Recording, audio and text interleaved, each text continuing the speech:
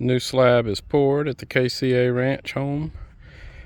This whole side is a covered porch, or it will be. I think it's about 20 by 45. And then this entire length is a covered porch. And then over there is a small front porch, 10 by 20, that faces the wood line. We'll be spending most of our time out here in the fun zone, as Mary calls it.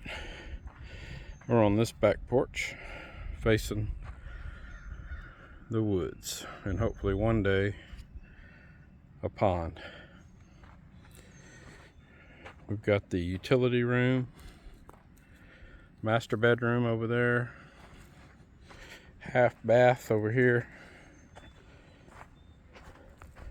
kitchen, living room, dining room down the middle,